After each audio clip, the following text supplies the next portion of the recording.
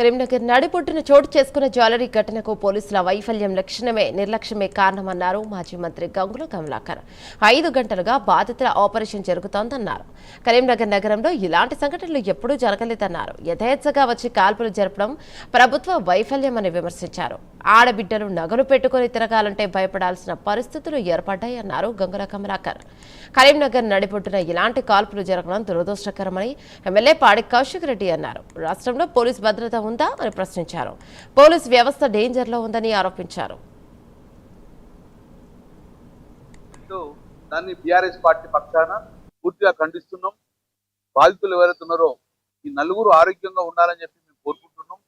కరీంనగర్ నగరంలో ఇంతవరకు ఇలాంటి చూడలేదు.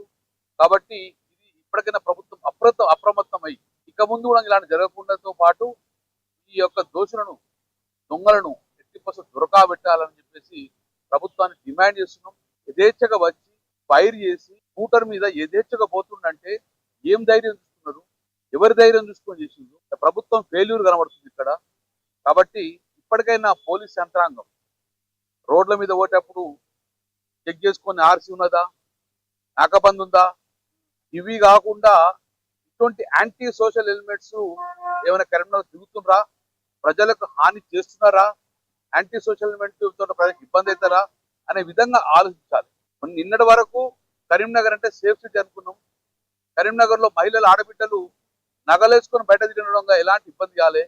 కానీ ఈ రోజు నగలు వేసుకుంటూ కాదు, ఇళ్ళలో పెట్టుకోవడం భయపడే పరిస్థితి. ఇప్పటికైనా ప్రభుత్వం అప్రమత్తమై ప్రభుత్వం వెనువెంటే చర్యించుకొని ప్రజలకు భద్రత కల్పించకుండా నమ్మకం కలిపేయండి.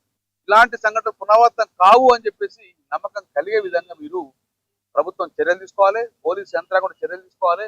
ఇక ముందు మేము బయటకు వెళ్ళాలంటే భయపడే స్థితికి రావద్దు. కాబట్టి భయపడే స్థితికి రాకుండా ఎట్టి పరిస్థితుల్లో ప్రజలకు నమ్మకం కలిగే విధంగా పోలీసు చర్య ఉండాలని చెప్పడంగా బీఆర్ఎస్ పార్టీ పక్షాన డిమాండ్ చేస్తుంది. ఇలా కరీంనగర్ పట్టణంలో పట్ట పగల 5 వెపన్లతోని ఫైరింగ్ చేయడానికి ఎట్లా వచ్చినాయి ఆ వెపన్లు?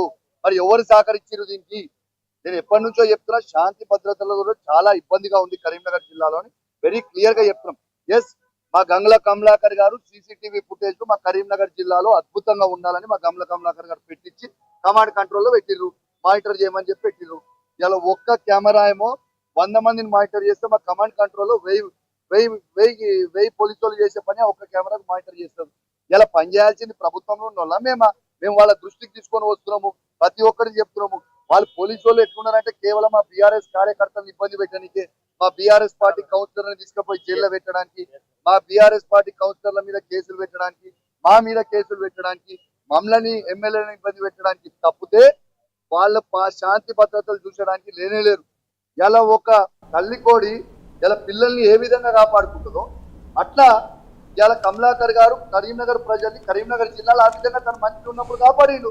ఇలా బండి సంజయ్ గారు